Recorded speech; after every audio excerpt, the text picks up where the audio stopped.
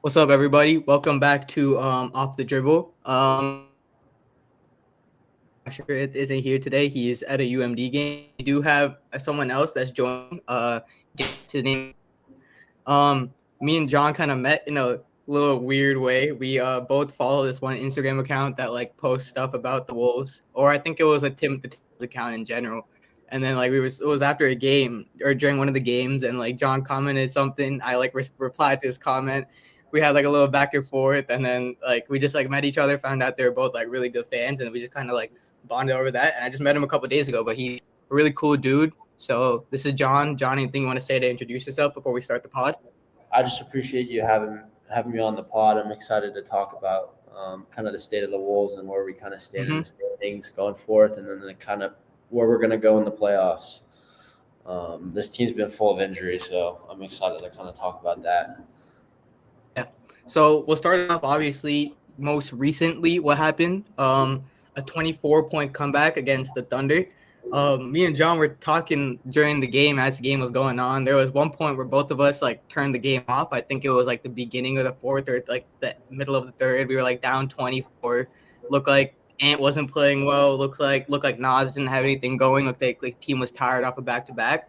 But within like I think like 6 minutes from the fourth quarter to like 3 minutes, they brought it down to like 10. Then Nas hit a step back three with like 3:30 left. Then brought it down to 9, and then slowly it started chipping away. And then I checked the real app on my phone, and I was like, "Yo, we're down 3." And John, I was like, "Yo, you should turn the game back on. We're down 3." And then right away, Jaden McDaniels won. So like, what are your thoughts about like that game? Because I feel like that game, like winning that game, was much needed. Because if they would have fallen down to the 9 seed, and now they're basically tied for the 6 seed. So that puts them in a great position of avoiding the play. Yeah, it was just like I turned the game off for the entire third quarter and most of the fourth quarter. I'm like, I'm done with this. Like you and me were talking about it, like whole first half, like we're in shambles, like this team looks horrible, and then they're coming back. By the way, that and one foul by Caruso was really, really dumb on his part. All of a sudden, I just let Jaden get the layup.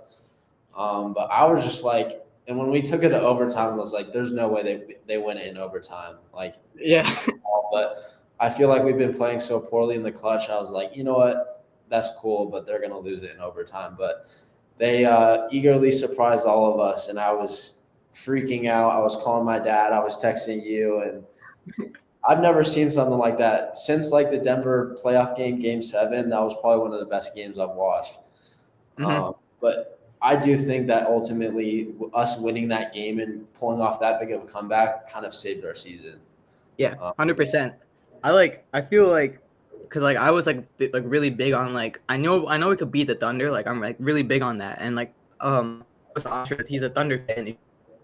Like we always go back and forth. He thinks the Thunder can beat us in a 7-game series in 5 games pretty easily. But I'm always like, when this team is healthy, like they're pretty good. And the team wasn't healthy. They did that. And what was your opinion on like Finch's decision to like not play Ant? But we kind of figured out that it really wasn't Finch's decision. Ant was hurt. But do you think that like Ant not playing those last 3 minutes, or if he was in the game, like maybe we wouldn't have come back? That's a good question. I think Ant was really struggling. I mean, stat wise, he had a pretty decent game. I mean, he almost had his first triple double, but I do think that if he was in the game, he would try and play hero ball. And as of recently, in the last week, his hero ball hasn't been going well. He hasn't been shooting effectively from the 3. I think it more affected the young guys than it affected Ant. I think keeping Rob Dillingham in and Clark in crucial moments, I think that really helped with their confidence. I've been noticing that Dillingham hasn't been playing well, and giving him that confidence to finish a big game against the best team in the NBA, arguably, really helped him hopefully get back on track. Hopefully he can start hitting his shots more and being more productive on the offensive end. But I don't know. I think overall, even though Ant was on the floor for most of overtime, I think that really helped kind of the young guys get some confidence, get some experience against a really good team going forward. And Jalen Clark just got signed to a 2-year deal, which was cool. We'll have him around for playoffs, which I think that means Finch will play him more. But yeah, I was really impressed by the young guys stepping up when it mattered most. Mm-hmm. I think, yeah, like you said, especially like Rob Dillingham, the last like 2-3 weeks, and then even like the 2 games after All-Star break, he hasn't found his shot. I've like beginning of the season, I was huge on him. I like always said we should be playing him more, and then like I saw those lapses in his game where I was like, okay, I see the reasoning of not playing a 19-year-old rookie that is still very raw offensively and not super good defensively, but like games like 2 days ago or yesterday when he's like on one, like distributing the ball properly, and I also saw him like put in that effort defensively. Like, yeah, he had a pretty good contest against Isaiah Joe, which ended up in an Isaiah Joe miss. So like things like that, like those small things, if you can keep doing it, he can be playable. And like you said, getting that confidence to get coming into the playoffs, that's huge because I feel like Rob's ability to like next to Ant to kind of take a pressure off, put the ball on the floor, get to the basket on his own really helps a lot. And like in the playoffs, like a lot of teams kind of focus on one player and their mentality is let's make the rest of the team beat us. So if Rob can get going in the playoffs, then the team is scary. But I like how you mentioned the two-way deal of Jalen Clark. I think he really deserved that. But also because he has a two-way deal, he got transferred to an NBA contract. We now sign Bones Highland. So what do you think that signing?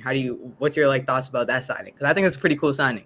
We got the two shiftiest dudes in the NBA. When you put Dillingham and Bones, I live in Denver. I live in Colorado, and I lived in Denver when he was first starting out as a rookie and stuff like that. And I know like he can play. Mm-hmm. Like he's got some of the best handles I've seen. Can get to the hoop pretty effectively.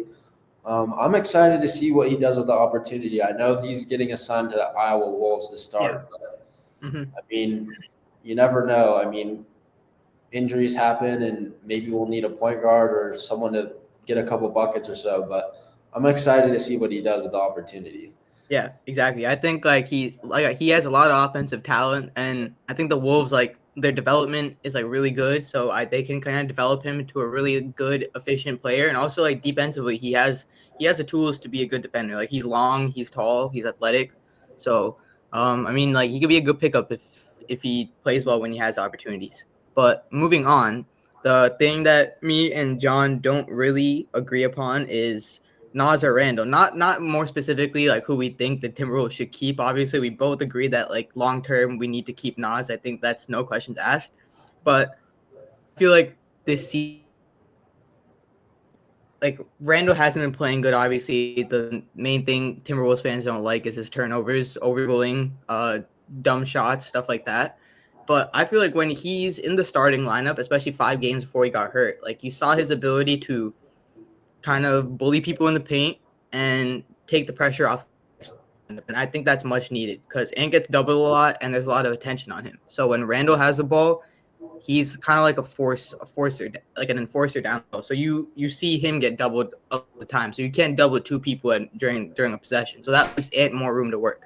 And I feel like Nas coming off the bench this season would be really good for us because I think that like scoring spark is there. But again, like Nas is like what he does with his opportunities when he's starting, like it's so much better. Like the defense, especially like compared to Julius, like Nas's defense isn't talked about enough. Like he's a great on-ball defender. He can keep up with like guards and small forwards because he's lean, 6'9". So like, what is your take on it? Like I know you really think that Randall should be coming off the bench, but realistically, like we both know Finch loves Randall a lot, and like Randall's ego probably won't let him want to come off the bench. So what are your like thoughts on that situation? I first thing I'll say is Nas is literally a guard in a big man body. He's ridiculous. He has ridiculous handles, ridiculous finish. But one of my main points when it comes to Randall, I believe he should come off the bench instead of Nas, is that Jaden McDaniels has been balling lately, and I think in part of that is because of spacing. When you have Randall and Gobert, I think the spacing is horrible. Yeah, 100%. When you have a guy like Nas who can shoot the ball really well, I think that pressures teams to stay up and it spaces the floor a lot better. And so that's one of the main reasons I think that they should keep Nas in the starting lineup is to, in part, for Jaden McDaniels, because his mid-range game it continues to improve. Yeah. Part of it too is I think Randall would really benefit coming off the bench. He likes facilitating. He kind of likes being a big point guard. That's true. running with the second unit, he'd be able to it'd basically be his offense. When Ant's not on the floor and he's with the second unit, he'd basically run the whole show. I know, his ego wouldn't really respond well to that, but Yeah. I'm a huge Nas fan, and I think that he's done enough to deserve the starting role. But I know Finch has his he's very loyal to Julius Randle. They go back, so I think we all know though at the end of the day that Randle's going to be back in the starting lineup as soon as he's healthy. But yeah, I like the point you brought up of like Randle kind of like being facilitating like the second unit. I never really thought about it that way. I thought like I feel like that's actually like really good point you brought up. Him being like kind of like a point guard and big man's like body. You see like his ability to draw the defense and like kick it out to the right player and make the right pass. And like there's points where he's bringing the ball up too for us when he's healthy. So I think that would be actually a really cool idea. Like have him coming off the bench with like a younger Rob. Like Nikhil Alexander-Walker, and then like you throw Terrence Shannon Jr. in there playing the 3. Like that would be a solid bench unit. So it's the ego and that relationship with Finch that's definitely gonna hold that back. Do you think if Randle comes back and he's in the starting lineup and Nas goes back to the bench, that changes wanting to stay in Minnesota? Because we know that like he opted out, he's gonna opt out of his contract.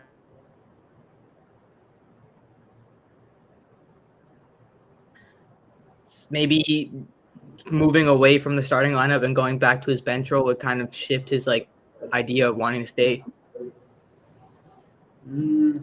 I think at the end of the day, Randle's going to leave. I don't. I think the front office is really going to emphasize to him next year that it's either he comes and he plays off the bench and has a more limited role, or they're going to trade him. And I think. I don't know. He reminds me a lot of D'Angelo Russell and those guys that have high egos. Like they want to win, but in a way they want them to come first. Yeah. I don't see a world in where we retain Randle in the offseason.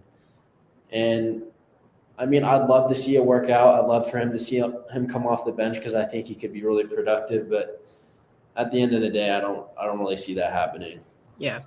And like letting Nas walk, I think like that's something like that's just like ruining the whole Cat trade at that point. Like that's the whole point. You even traded Cat was to get a 1-year rental, dump this contract off because it's an expiring contract, and then sign Nas to an extension. So funny you bring Cat up is that the other day I was thinking, what if look, I love Gobert. I will always be a Gobert fan, but imagine if we traded Gobert instead of Cat.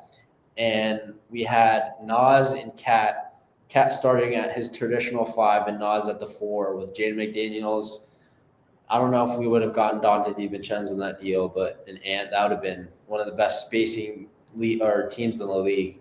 Yeah.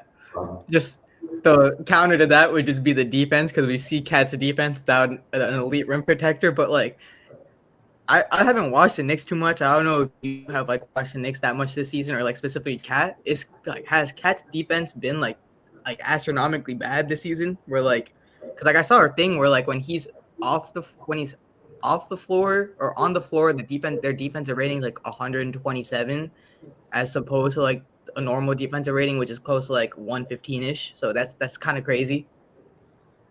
I don't know. I think part of it has to do with he's still, in a way, adjusting to playing his traditional 5. Because the last 2 years, he's been learning how to play the 4 and then getting traded right before training camp. He's like, oh, I got to play the 5 again.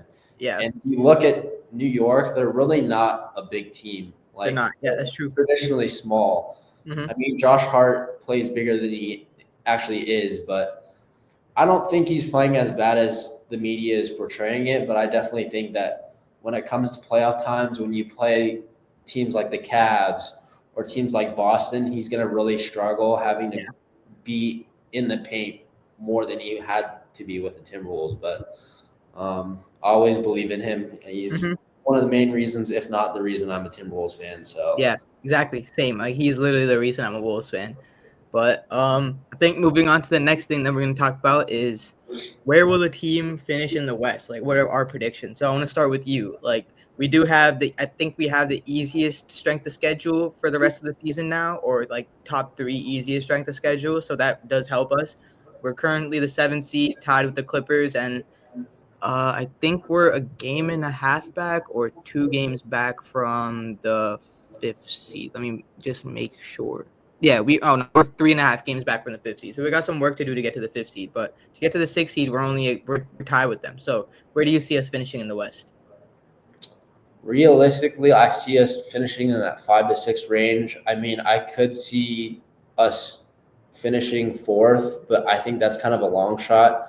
Yeah. I mean, the Lakers right now, even though they don't have anybody down low, Luka and LeBron have been meshing really well. But yeah, realistically, 5, 6. I think our floor would be 7 or 8. Mm-hmm. Mavericks are just lingering with injuries, not having Lively, Davis. Gafford's also hurt. Out for most of the rest of the regular season. So realistically, if I had to say right now, I'd say we're going to end up with the 5 seed. Yeah. Rockets are really struggling the last kind of month and even before the All-Star break. Clippers, I mean, they're doing okay, but I don't know if it's sustainable. And I don't know their strength of schedule for the rest of the season, but I still think that we're going to be above either the Clippers or Rockets. But I think I'm pretty confident going forward that we won't have to play in the play-in this season, hopefully. Yeah, I also agree with that. But if we do get that 6th seed, as of right now, that puts us in a first-round matchup against the Nuggets. So it would either be most likely the Nuggets or the Grizzlies, which 2 teams which we are very, very familiar with. So who would you rather see between those 2 teams? I mean, after last year playing the Nuggets, and we've been really successful this season against the Nuggets. I believe we're 2-0 against them this season. I'd rather play the Nuggets just because I think this team, even before the Cat trade and after the Cat trade, was built to beat the Nuggets. We really struggle when it comes to the clutch against the Grizzlies, and I don't. Yeah. As much as I'd like to say that we'd beat the Grizzlies, I don't think that's going to happen. I think we'll put up a good fight. I think we'll either lose in 6 or 7, maybe sneak out a sneaky 7-game series where we win, but I would most rather definitely play the Nuggets in the playoffs. Yeah, and that's I agree, but that's the crazy thing to me, like, because if you look at the roster, like, you wouldn't want to play Jokic in the playoffs. Like, you would rather play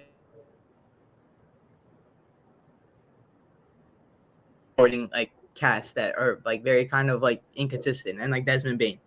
But like every time we played the Grizzlies, like I think both times we played them this season, we lost by 2, and it's been because they're just so much bigger than us now, especially because we don't have Cat anymore, and the fact that they have Zach Edey now, and you're starting Jaren Jackson Jr., Zach Edey, you have Santi Aldama coming off the bench, like you have these big people. So yeah, like, and also we have a problem like containing Ja. I don't really know if it's a matchup problem, but we have really good perimeter defenders. And Ja, like you said, Ja really does seem to come alive in the clutch. Like he hit a game winner against us this season. So like, why do you think we have such a like problem? Like I think out of a lot of the stars in the league, the stars that have given us the most problems have probably been Luka, Ja, and like obviously puts up crazy numbers against us, but like Luka and Ja have been like the 2 players that have like, and Shea also does really, really well against us a lot of the times. So why do you think like in the playoffs, especially, like why do you think Ja does like so good against us? I don't know. I think part of it is just this competitiveness when you have 2 young guys like Ja and Ant kind of going back and forth of being the face of the league. Well, not anymore with what happened with Ja, but 2 young stars just trying to make kind of a name for themselves in the league, trying to get their first ring, trying to get experience, trying to take 2 franchises that have been historically rough and trying to get them out of the lows. And I mean, I love the competitiveness at the end of the day.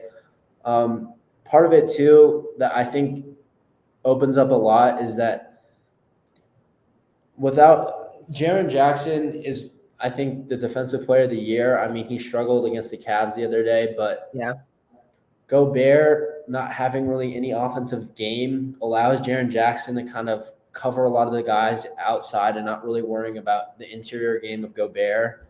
Mm-hmm. And that leads to a lot of steals and a lot of fast break points, which then gets Ja kind of hyped up, rambled up. And Ja are the type of two players in this league that once they get going, it's hard to stop them. Like, Yep. they can get one bucket, one highlight, and it's wraps.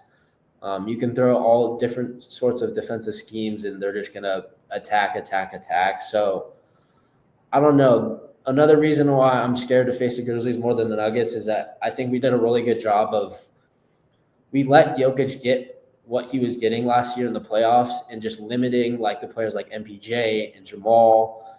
And then just Aaron Gordon is not really consistent on the offensive end. I mean, Westbrook has been playing really well lately, and he feels like he's meshing with the team. But I mean, their whole offense with the Nuggets just runs through Jokic, and if you just shut every one of his chess pieces, then it's wraps.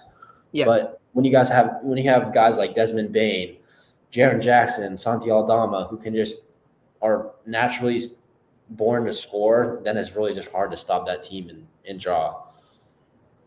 Like the Grizzlies, especially like when you play them, I feel like they like physicality wise, they also match up against us really well. Like the Nuggets don't play like a really physical like defensive version of basketball, but like teams like the Thunder and like the Grizzlies play really physical. They play like really hard nosed defense, and when that kind of thing happens, like also another thing, the Grizzlies have Jalen Wells, and like last two times like Ant was guarded by Jalen Wells, like Jalen Wells was like face guarding him the whole game. Like their team's game plan was like, all right, like Ant do anything once he passes half court, take the ball out of his hands and just like look at him the whole time and don't let him.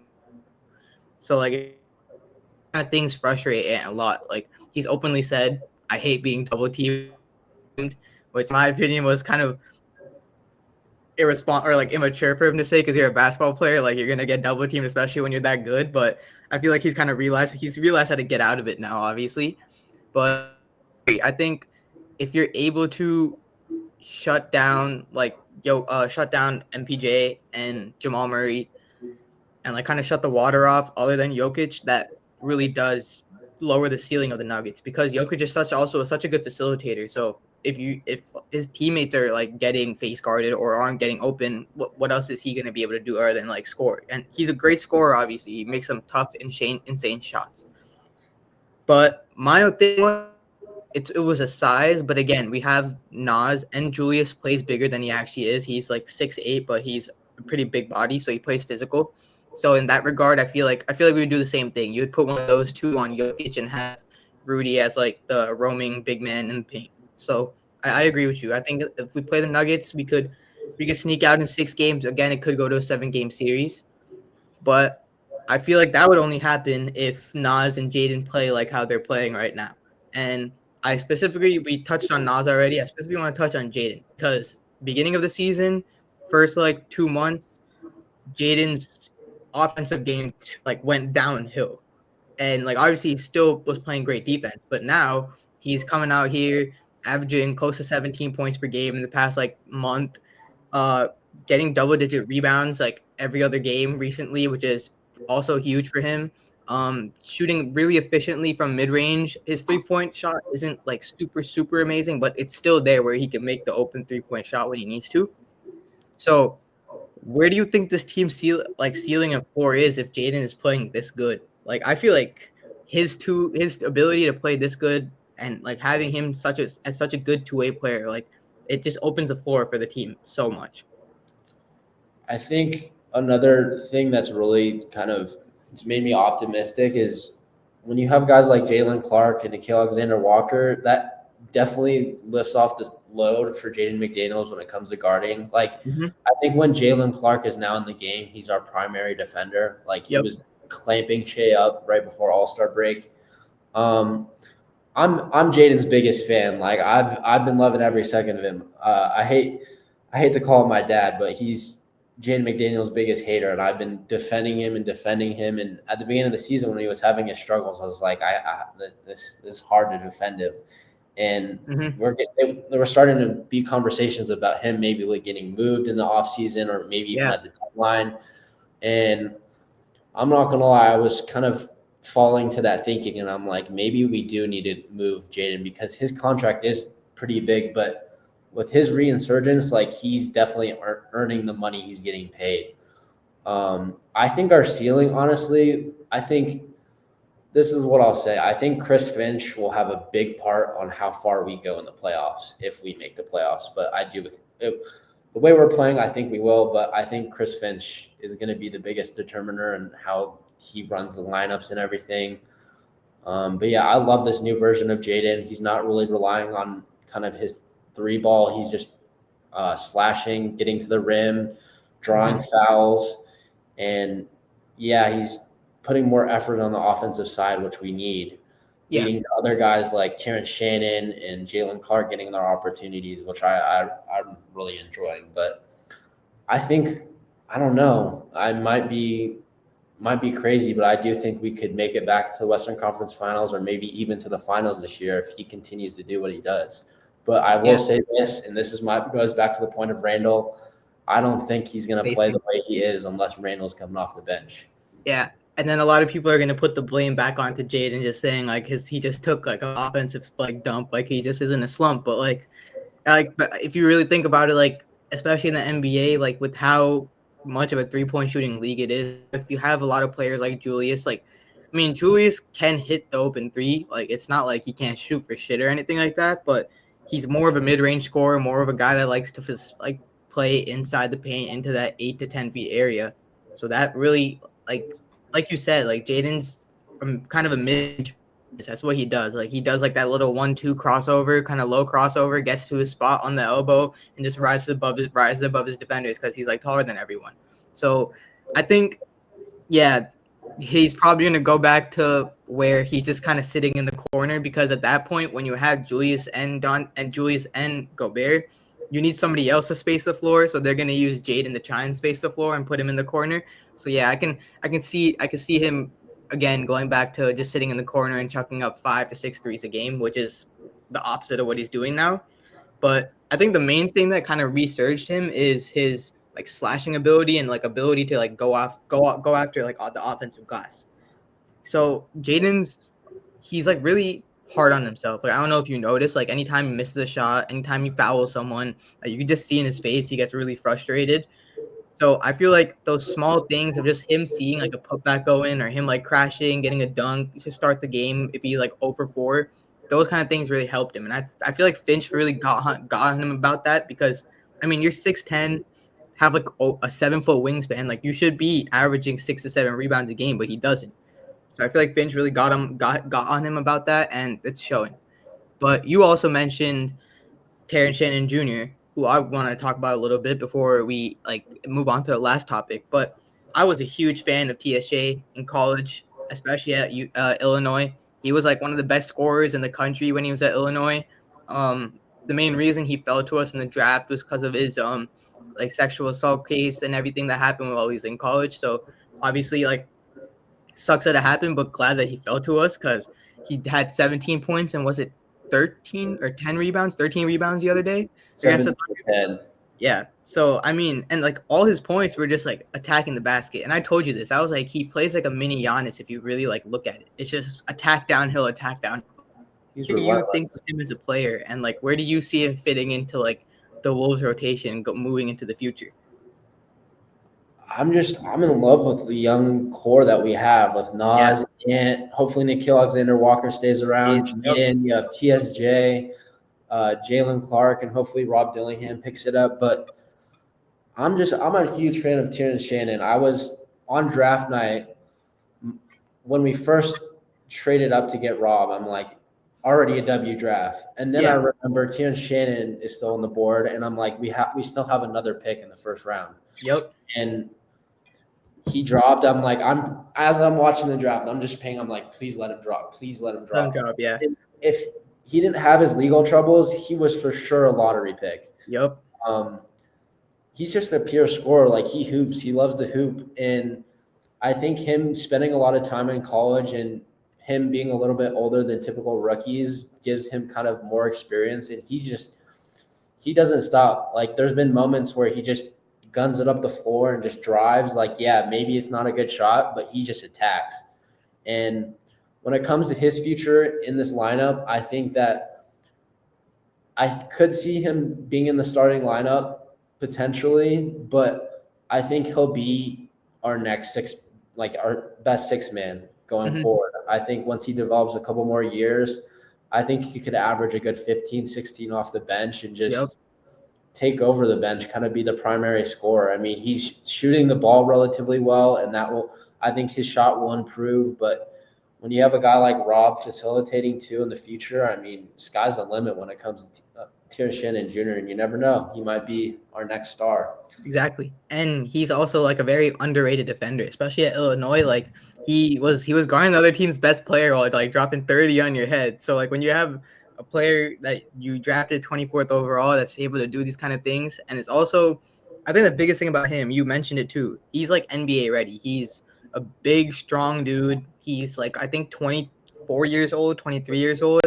So already has that like matured basketball IQ, and and when he plays, like you kind of like in him, like he knows that like I'm supposed to go in, make an impact, and like he kind of knows like what his strong suit is, what he's not supposed to do. Like he knows like as soon as I'm in the game, attack, or find the open man when I'm attacking.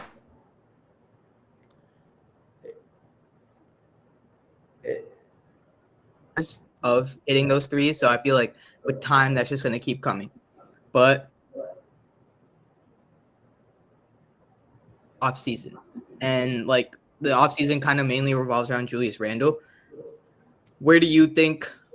Obviously we know Randle is probably an opt his contract because he's not going to get more money testing free agency, but we're going to trade him. But what would you want to trade him for? Because I know if we trade him, we're not going to trade him for a person that's making 30 mil because that goes against the point of like trading him. So would you just want draft picks, or like how would you go about like that offseason and trading him while also trying to re-sign Nas? So of course, first point is give Nas the bag. Yep. Do everything you can to keep him, and then what contract would you give Nas? 5 years, 165 million. Yeah. Maybe a little upwards if he wants more, like upwards of like 175, 180 maybe. I'd even do that. I think Nas is our second guy behind Ant. But when it comes to Randall, I mean, I do think that with Nas coming into the starting lineup most likely next year, we're going to need someone to come off the bench like a big man. So I'm in between two options. I'd like to trade him for either a better big man, or not a better big man, but depth in that kind of category, or just draft picks. I mean, when we traded for Rudy Gobert, we basically traded our entire future when it comes to picks. Yeah. And with us moving up to get Rob Dillingham on draft night, we traded our future first round. So between those two, just whatever you can get. I don't think Randall's market is really high right now. So I think you take whatever you can get, the best kind of option at this point. I agree with that. And I think like you also mentioned getting like an upgrade at big man. I feel like Rudy has another 2-3 more productive years where he can be like still a top 10 big man defender in the league. But I feel like this draft, we have to kind of assess that big man. I feel like this draft, we would be able to assess that big man, like not availability in our roster, especially with the Detroit pick, because that Detroit pick is top 14 protected, right? Yeah, they're winning right now. So it's like, we're going to get that pick. We're going to get that pick. So like someone who I thought we would be able to get in the beginning of college basketball was Derek Queen. I don't know if you know who that is. He's a center for UMD, but like he's kind of just like kept going up the draft boards. I think he's supposed to be like a top 12, top 13 pick. So maybe if we get the 15, 16 pick, that could like really help us. That would be cool. But the center from Duke, his name is Kaman Maluach. I've seen like him go like range from like being a lottery pick or even dropping down to like late first round. So if someone like that is available, who's like an athletic, tall, lanky shot blocker, I feel like that would motivate our team perfectly. And just playing under 2-3 years while he's still having productive and just learning that basketball IQ would do wonders for the team. I haven't really watched enough college hoops to say, kind of talk about the topic. I mean, all I know too when it comes to Duke is that Cooper Flagg's running the show. He's getting all the spotlight. So a lot of these guys at Duke right now are kind of under the radar. And the guy you mentioned, I mean, we'll see. I don't know how it works when it comes to trading and kind of everything going on, but I wouldn't be opposed to us packaging that pick and Julius Randle to a potential team that would maybe want to trade someone like a big man. But I'm excited to kind of watch the March Madness tournament and get a little bit more college hoops under my belt and kind of watch who I could potentially see us drafting around that range. Yeah, it's like a great time just to like even just like see like potential like draft picks. So a lot of prospects, their draft pick rises during March Madness too. Like they go from not even being on the board to like getting on the board. So best time of the year. Yep, 100%. I don't know if you he's from Princeton. His name is Xavier Lee. Have you heard of him before? I've heard of Xavier Lee. He's been pretty popular. Play or anything, but one of my friends, he goes to Princeton, so he's like seen him play basketball like in like games before, and I mean, I don't think he's gonna go super high in the draft. I'm not even sure he's gonna get drafted. He might be like a free agent, but that kid has game, man. Like I feel like just him being Asian, like that brings his like stock down so much, and I don't get it because like my whole thing is because I'm also Indian, so like if you could hoop, bro, you could hoop. Like why does it matter if you're not white or like African American? Like I don't get that, but he's like 6'4". He's not small at all. Like he kind of reminds me of Shea. Like he has like the moves to get around people, and he's not like small or anything. He's playing Division I basketball, and like he's a top guard in the country. So like there's just like people like that. But I'm not sure if Princeton's gonna make the tournament. But like I said, like just best time of the year. So I mean, I think part of it has to do with the Ivy League. I mean, the Ivy League isn't the most competitive division when it comes to college, so I think that's 100%. Part of why he doesn't get traction. I'm going to be a little biased here. So I go to Colorado State University, and our guy, Nick Clifford, has been balling out lately. I think I've heard of his name, yeah. I mean, I don't think it'll happen, but he plays so calmly, and he's just patient. He knows his shot. He facilitates really well. He gets good boards. He plays bigger than he is. I think he's like 6'7".